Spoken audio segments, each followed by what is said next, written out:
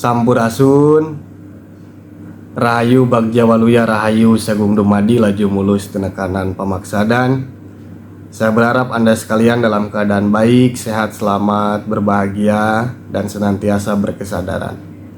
Dalam tayangan kali ini saya ingin sedikit berkomentar, yang mudah-mudahan komentar saya ini bisa menjadi tawaran yang menarik bagi Anda terkait dengan diubahnya nama salah satu rumah sakit di Jawa Barat dari yang awalnya bernama Al Ihsan menjadi Ulas Asih oleh Gubernur Jawa Barat Deddy Mulyadi.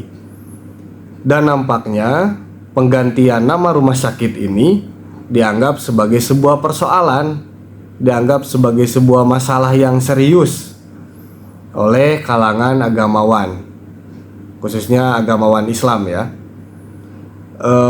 Bahkan ini dikatakan sebagai perilaku yang tidak mencerminkan Islam. Bahkan ada yang sampai menyebut bahwa penggantian nama ini sebuah perilaku yang tidak Islami. Wah, itu kan sebuah kalimat yang saya rasa sangat berat ya.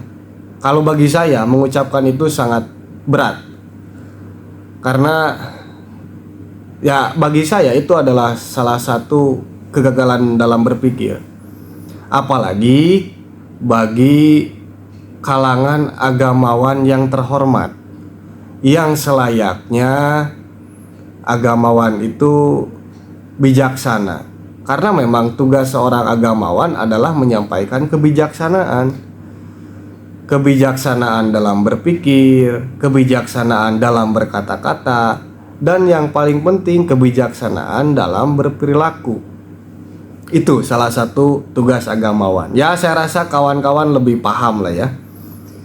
Dan yang lebih mengerikannya lagi, sampai saya baca tadi di Tempo, media online Tempo, bahkan sampai ada ancaman jika nama Ulas Asih ini tidak dibatalkan, maka akan digelar sebuah aksi turun ke jalanan begitu ya, demonstrasi.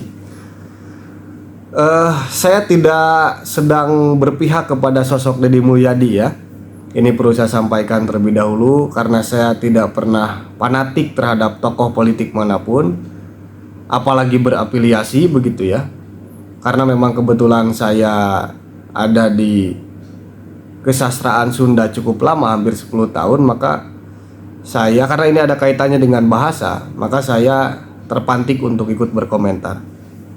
Begini, terkait bahasa ini kita sepakat bahwa bahasa ini sebagai sebuah kebudayaan yang paling tertua di satu wilayah. Di wilayah manapun, bahasa itu adalah kebudayaan yang paling tua. Maka ada sebuah kalimat yang menyatakan ketika bahasanya sudah tidak digunakan, budayanya lama-kelamaan akan rusak, dan pada akhirnya bangsanya pun akan ikut lenyap. Maka dari itu, bahasa ini sebagai pondasi karakter, pondasi identitas, pondasi sebuah wajah satu wilayah. Dan menariknya, bahasa Sunda itu bahasa yang sangat kaya. Salah satu bukti kekayaan bahasa Sunda adalah ada beberapa kata dalam bahasa Sunda yang sulit untuk dialih bahasakan. Saking banyaknya, jadi sulit lah untuk mencari padanan katanya begitu. Karena di Sunda atau dalam bahasa Sunda ada yang dikenal dengan undak usuk bahasa atau tingkatan bahasa. Jadi ada yang disebut dengan bahasa kasar, bahasa loma, dan bahasa halus atau bahasa lemas. Dan itu diberlakukan untuk ke usia di bawah kita, ke sepadan kita, dan ke usia yang lebih dewasa. Undak usuk bahasa lahir ketika Mataram Islam masuk ke Jawa Barat setelah runtuhnya Pajajaran lah kurang lebih ya. Dan akhirnya lahirlah bahasa atau tingkatan-tingkatan bahasa itu. Dan sebelumnya di Sunda itu atau di Jawa Barat tidak ada yang disebut dengan tingkatan bahasa. Bahasanya sama saja satu. Dan bahasa Sunda yang asli itu masih bisa kita temukan di wilayah Banten, khususnya yang digunakan oleh masyarakat Kanekes. Itulah bahasa Sunda yang asli sebelum ada Mataram, karena Banten adalah wilayah yang tidak terpengaruhi oleh Mataram Islam. Nah, jadi hari ini kalau orang Priangan itu orang Bandung, Garut, Tasik, Ciamis, Subang. Kalau orang Priangan dengar kata-kata Sunda orang Banten itu pasti dianggap kasar. Padahal bahasa Sunda yang asli itu adalah yang digunakan di sana sampai hari ini. Bahasa kita di Priangan itu justru yang banyak digunakan adalah bahasa Sunda lemes, yang itu pada zaman dulu digunakan oleh para priai. Nah, menariknya, priainya kan status priai itu sudah tidak ada di era hari ini dan bahasanya masih digunakan. Ya, terlepas dari ini kan juga masih pro kontra terkait undak usuk bahasa ini. Tetapi yang ingin saya sampaikan adalah bahwa dalam dunia bahasa, di seluruh dunia ya tentunya, ada yang disebut dengan bahasa ibu. Nah, bahasa ibu ini adalah bahasa yang diajarkan oleh ibu kita. Sebagai contoh, saya lahir di Jawa Barat, ibu saya juga lahir di Jawa Barat, dan ibu saya memberikan atau mengajarkan kepada saya bahasa Sunda sebagai bahasa lokal Jawa Barat. Maka bahasa ibu saya ya bahasa Sunda. Atau semisal Anda orang Jawa tapi ibu Anda orang Inggris misalkan. Nah, walaupun Anda dan ibu Anda tinggal di Jawa, tetapi ibu Anda mengajarkan kepada Anda bahasa Inggris dan bahasa Inggris itu menjadi bahasa sehari-hari Anda, maka bahasa ibu Anda ya bahasa Inggris. Atau setidak-tidaknya yang digunakan dalam sehari-hari lah intinya. Maka itu adalah bahasa ibu disebutnya. Dan tidak bisa kita bantah bahwa bahasa ibu ini atau bahasa yang kita gunakan dalam sehari-hari, apapun itu bahasanya, tergantung wilayahnya, justru itulah bahasa tauhid bagi kita. Sebagai contoh, saya orang Sunda, bahasa saya bahasa Sunda dalam sehari-hari, maka bahasa tauhid bagi saya adalah bahasa Sunda. Kenapa bahasa tauhid?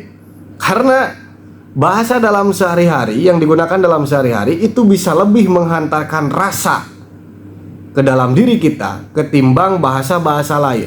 Saya meyakini itu. Setiap orang tidak akan bisa membantah. Ketika Anda orang Jawa, maka bahasa tauhid Anda adalah bahasa Jawa. Selain karena Anda tentu saja sudah sangat mengerti terhadap bahasa itu, dan akan ada sebuah fenomena rasa yang lebih menyentuh, yang lebih menguasai ketika Anda menerima bahasa lokal Anda atau bahasa dalam yang digunakan dalam sehari-hari.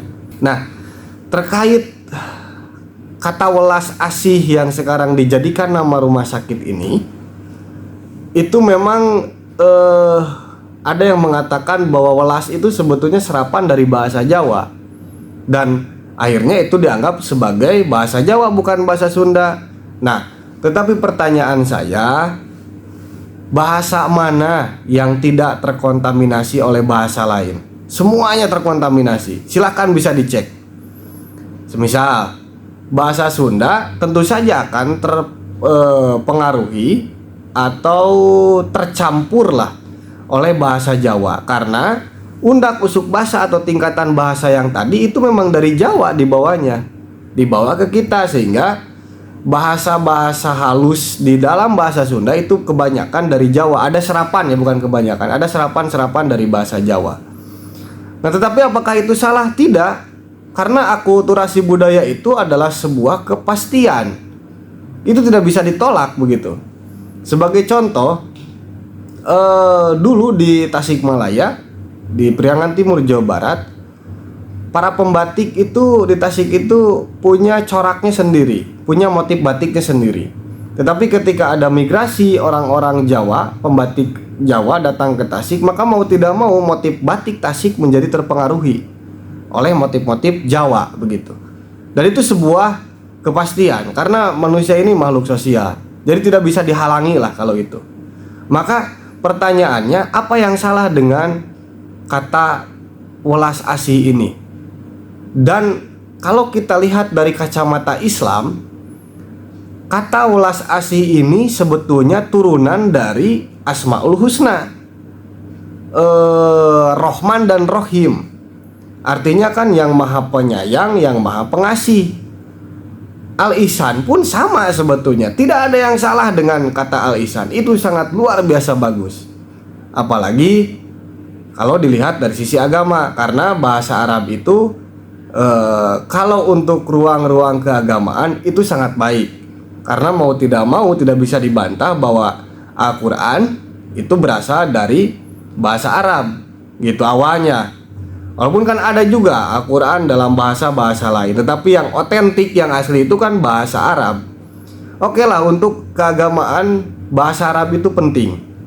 Tetapi lagi-lagi kita juga perlu memperhatikan atau perlu menyadari, tepatnya perlu menyadari bahwa kita sebagai sebuah bangsa yang sangat besar, sebagai sebuah bangsa yang memiliki sejarah yang sangat panjang, bangsa yang memiliki nilai-nilai adiluhung, nilai-nilai yang tidak bangsa lain miliki. Kita memiliki karakter yang sangat kuat. Kita memiliki kearifan lokal yang sangat lekat, yang itu selayaknya kita pertahankan. Nah, justru saya dalam diri saya ketika nama welas asih ini menjadi polemik, menjadi sebuah persoalan, apakah jadi timbul pertanyaan dalam diri saya, jangan-jangan bukan istilah itu yang salah, tetapi diri kita yang salah. Apa salahnya diri kita? Salahnya diri kita adalah terlalu asing dengan kebudayaan sendiri, dan mirisnya lagi sangat asing dengan bahasa sendiri. Karena balik lagi, bahasa yang kita gunakan dalam sehari-hari adalah bahasa tauhid kita, adalah bahasa yang menghantarkan rasa ke dalam diri kita dengan begitu sempurnanya. Nah, jangan-jangan kita ini sudah asing, sudah tidak kenal sama sekali dengan kearifan-kearifan lokal di lingkungan kita. Nah, ini perlu menjadi perenungan bersama ya. Dan sekali lagi saya sampaikan, tidak ada salahnya dengan istilah atau kata ulas asih dengan kata Al-Ihsan itu sangat baik sekali. Tetapi kan persoalan bahasa ini kembali lagi sebagai sebuah, lebih jauhnya ya, sebagai sebuah identitas satu bangsa yang selayaknya memang harus digunakan begitu. Baik dalam kehidupan sehari-hari, itu yang paling terpenting, dan dijadikan sebuah nama, baik itu bangunan, instansi, kelompok atau apapun itu. Dan saya pun agak heran ya, kenapa di tengah keonaran zaman yang hari ini ya kita saksikan dan lihat sendirilah, di mana kriminalitas tengah meningkat, lalu juga perilaku-perilaku yang saya rasa jauh lebih menyimpang dari nilai-nilai keagamaan lebih meningkat. Sebagai contoh LGBT, kita lihat kasusnya akhir-akhir ini begitu marak. Lalu juga terkait dengan narkoba, korupsi, itu kan sama. Itu yang sudah jelas menyimpang dari nilai-nilai keagamaan. Kenapa para agamawan ini tidak mengurusi hal-hal yang lebih krusial itu begitu? Kenapa para agamawan ini tidak pernah mendemo soal korupsi? Nah, itu saya rasa lebih layak, itu lebih pantas untuk diperjuangkan dengan atas nama agama, ketimbang mengurusi bahasa yang sebetulnya bahasa itu sangat ilahiyah menurut saya. Karena mau tidak mau ketika Tuhan menciptakan satu bangsa, maka dilengkapilah dengan berbagai perangkat untuk bangsa itu. Salah satu perangkatnya kan bahasa. Nah, barangkali hal ini perlu menjadi perenungan kita bersama. Dan mohon maaf sekali, saya tidak menyalahkan ya terhadap statement para agamawan itu, termasuk orang-orang yang mengatakan akan turun ke jalan raya mendemo hal ini. Silahkan, itu adalah hak demokrasi. Saya rasa itu wajar-wajar saja. Tetapi kalau kita renungi lebih jauh, yaitu tadi, saat ini di bangsa kita banyak persoalan yang lebih jauh menyimpang dari nilai-nilai keagamaan, yang saya rasa itu lebih tepat untuk didahulukan. untuk diurusi, untuk diselesaikan bersama, ketimbang kita harus mempeributkan persoalan istilah atau kata ini. Dan pada akhirnya kan persoalan nama ini tidak lebih nantinya hanya sebagai sebuah identitas, selain nantinya tentu akan berpengaruh pada wilayah psikologi orang-orang yang ada di sana. Dan yang paling terpenting bagi ruang-ruang publik ya adalah pelayanan. Betul, ada juga yang mengatakan nama tidak begitu penting, yang terpenting adalah pelayanannya. Itu juga sangat tepat.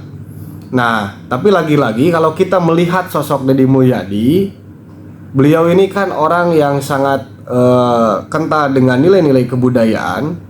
Karena saya pribadi pun sudah menganggap beliau itu sebagai seorang budayawan. Karena pengetahuan atau literatur kebudayaannya itu sangat luar biasa. Maka mau tidak mau, kebijakan-kebijakannya sedikit banyaknya akan dipengaruhi oleh sudut pandang kebudayaan, yang memang saya rasa selayaknya pemimpin di setiap daerah itu memang seperti itu. Tahu karakter daerah yang dipimpinnya, tahu bahasanya, tahu nilai-nilai kearifan lokalnya, tahu ritus-ritusnya, ritual-ritualnya, tahu karakter tanah, angin, air, apinya, dan sebagainya. Nah, ini kan dalam pola ajar Kesundaan ada yang disebut dengan papat kalima pancer. Nah, selayaknya pemimpin-pemimpin daerah itu ya harus begitu hatam dengan hal-hal dasar itu. Karena mau tidak mau, apalagi bagi seorang pemimpin, memanunggal dengan berbagai unsur kehidupan yang ada di wilayahnya itu sangat penting. Karena nantinya secara jiwani, secara spiritual itu akan mempengaruhi terhadap segala sesuatu yang menjadi kebijakan dalam kepemimpinannya. Nah, saya rasa Deddy Mulyadi yang saat ini sedang ngaratu dalam bahasa Sunda, atau dia tengah menjadi seorang ratu. Ratu itu ya sekelas pemimpin lah jika dalam bahasa hari ini. Ya, dia tentu saja harus hatam dengan nilai-nilai wilayah yang tengah dipimpinnya. Dan ini sebagai bukti bahwa dia memang paham. Dan saya juga meyakini, terlepas dari unsur politik, dari urusan politik, dari kepentingan politik, saya tidak ingin masuk pada wilayah itu. Tetapi saya hanya melihat dari sudut pandang kebudayaannya saja, bahwa saya sangat sepakat dengan istilah ini ya. Jika memang ini ada urgensinya, nama rumah sakit ini diganti. Dan saya sangat sepakat dengan nama Ulas Asih ini, karena pada akhirnya terlepas dari persoalan itu adalah bahasa serapan dari Jawa atau dari manapun, selama memiliki nilai, selama memiliki arti atau makna positif ya kenapa tidak, sah-sah saja.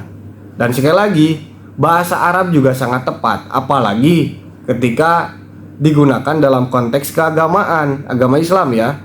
Karena memang bahasa Arab itu adalah bahasa Al-Quran. Dan poin intinya adalah mari kita sama-sama untuk selalu berusaha jernih dalam melihat segala sesuatu.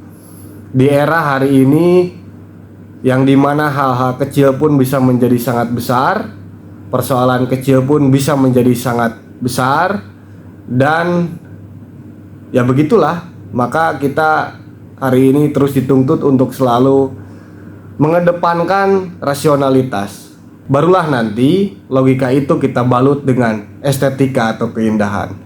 Maka enaklah rasanya, karena patokan kita itu sebetulnya tidak terlalu banyak. Hidup itu harus ada etika, logika, dan estetika. Maka ketika ketiganya itu manunggal, indah hidup ini. Etika kita tahu adab begitu ya, logika kita tidak akan tertipu, dan estetika hidup ini penuh dengan keindahan. Saya rasa itu yang bisa saya sampaikan. Sekali lagi saya tidak menghakimi pihak manapun.